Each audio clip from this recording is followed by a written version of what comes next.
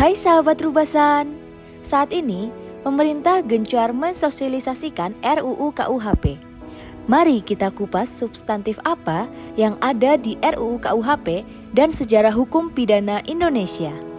Bersama narasumber kita, Kepala Rubasan Purbalingga. Penerapan pemidanaan Indonesia sangat dipengaruhi oleh sejarah pembentukan Kitab Undang-Undang Hukum Pidana. Di masa penjajahan kolonial Belanda, Kitab Undang-Undang Hukum Pidana Indonesia merupakan turunan dari Wetboek van Strafrecht atau WVS yang diberlakukan di negeri Belanda sejak tahun 1886. Kemudian pemerintah Belanda yang saat itu menjajah dan menduduki Indonesia menerapkan penyesuaian dalam pasal pembelakuan WVS tersebut. Di beberapa pasal dihilangkan dan disesuaikan dengan kondisi, misi, dan kepentingan penjajahan kolonialis Belanda dan memberlakukan Kitab Undang-Undang Hukum Pidana di Indonesia sejak tahun 1918. Kemudian di masa kemerdekaan Republik Indonesia, kita belum mempunyai Kitab Undang-Undang Hukum Pidana Nasional sehingga WVS tetap berlaku dengan dikeluarkannya Undang-Undang Nomor 1 Tahun 1946 tentang Peraturan Hukum Pidana untuk seluruh wilayah Republik Indonesia. Kemudian diperkuat lagi pada tanggal 20 September 1958 dengan diundangkannya Undang-Undang Nomor 73 Tahun 1958 yang memperkuat Undang-Undang Nomor 1 Tahun 1946.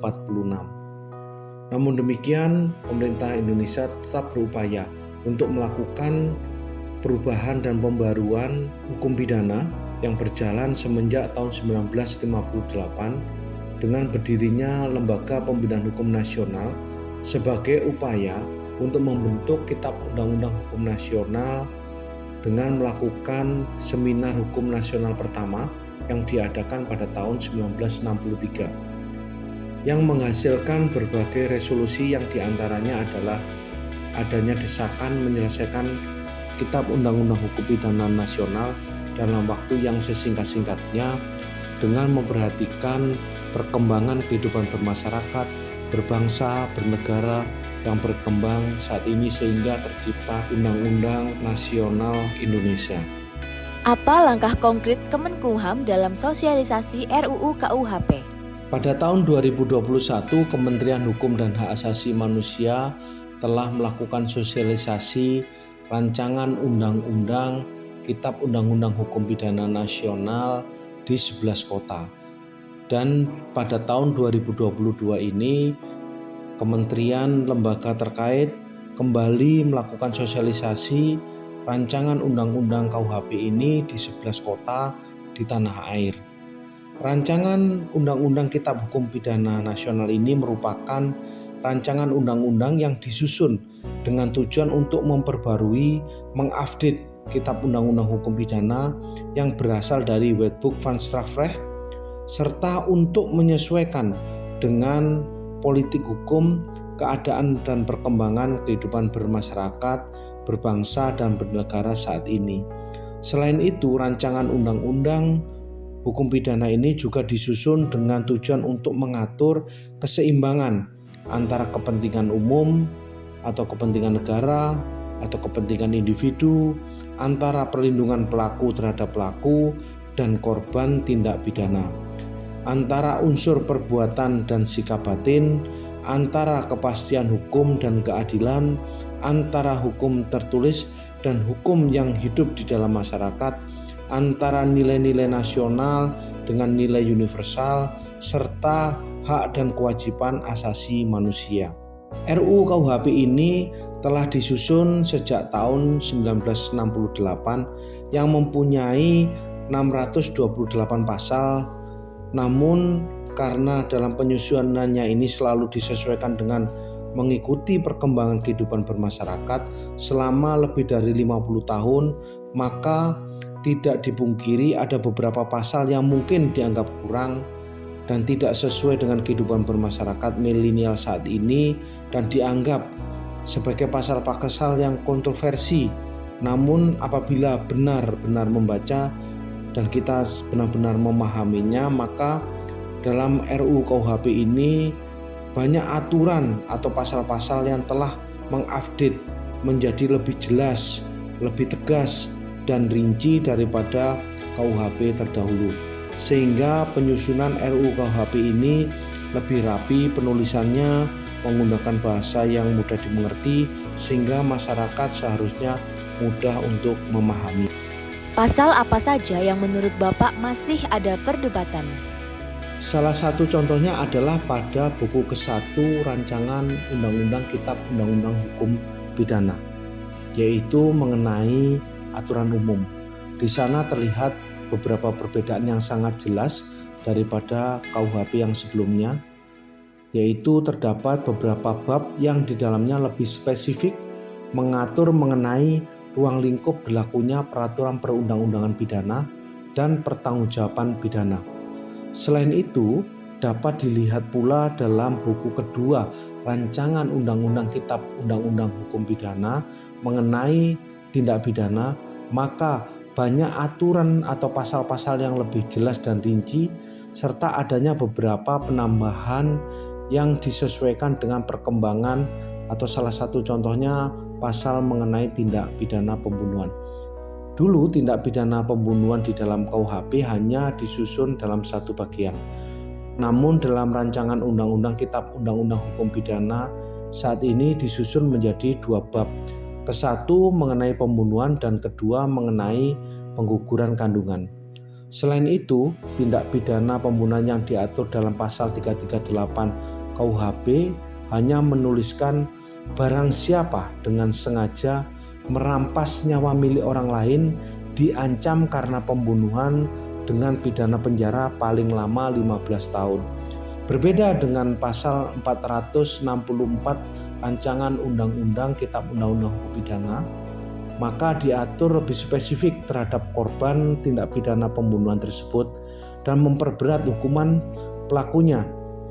Dengan maksud apabila tindak pidana pembunuhan dilakukan terhadap ibu, terhadap ayah, istri, suami, atau anaknya, maka pidana dapat ditambahkan 1/3 dari ancaman pidana tersebut.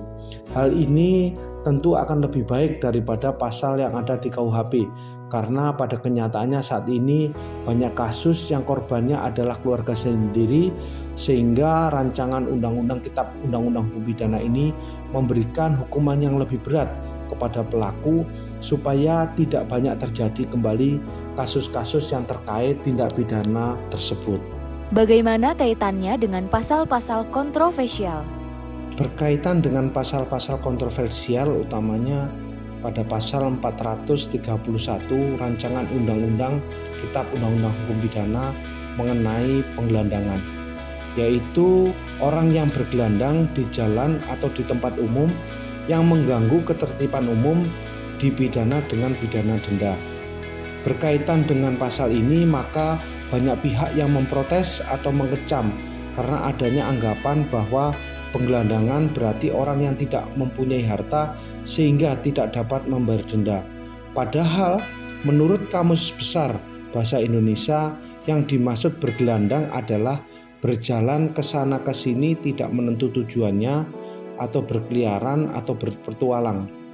Perilaku penggelandangan ini dalam KUHP maupun rancangan Undang-Undang Kitab Undang-Undang Hukum Pidana dikategorikan sebagai perilaku yang mengganggu atau melanggar ketertiban umum. Berdasarkan putusan Mahkamah Konstitusi nomor 29 tahun 2012, pelanggaran hidup bergelandang merupakan pembatasan yang menjadi kewenangan negara, sedangkan memelihara fakir miskin dan anak-anak terlantar merupakan kewajiban konstitusi negara yang harus dilakukan dengan memperhatikan kemampuan negara. Manakala negara dengan kemampuannya dan belum sepenuhnya dapat melaksanakan kewajiban, tidak dapat menjadi alasan untuk memperbolehkan warga negaranya hidup bergelandang. Dengan demikian, hal tersebut tidaklah menjadi alasan pembenar bagi siapapun yang hidup melanggar hukum, melakukan penggelandangan, mengabaikan ketertiban umum dengan alasan-alasan negara belum melaksanakan kewajiban memelihara fakir miskin dan anak-anak terlantar. Berkaitan dengan pasal penggelandangan tersebut, maka jelaslah tidak diperbolehkan hidup bergelandang karena dapat melanggar ketertiban umum. Pasal penggelandangan dalam RUU KUHP sebenarnya juga telah memberikan keringanan hukuman, yaitu denda paling banyak sebesar Rp1 juta daripada diatur dalam pasal 505 KUHP, yaitu kurungan paling lama 3 bulan. Apa yang menjadi harapan Bapak kepada masyarakat terkait sosialisasi ini?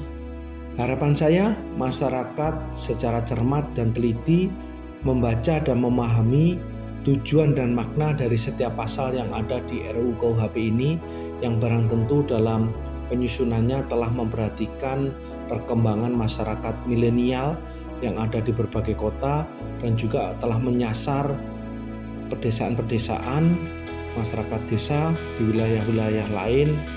Namun demikian, apabila terdapat kesalahan, maka dapat dilakukan langkah-langkah hukum melalui judicial review ke Mahkamah Konstitusi demi kesempurnaan dari RUU KUHP ini yang merupakan hasil karya anak bangsa Indonesia. Sahabat Rubasan, kami berharap dukungan dari semua pihak untuk sama-sama memberikan masukan yang positif agar penantian yang panjang adanya Kitab Undang-Undang Hukum Pidana Nasional segera terwujud.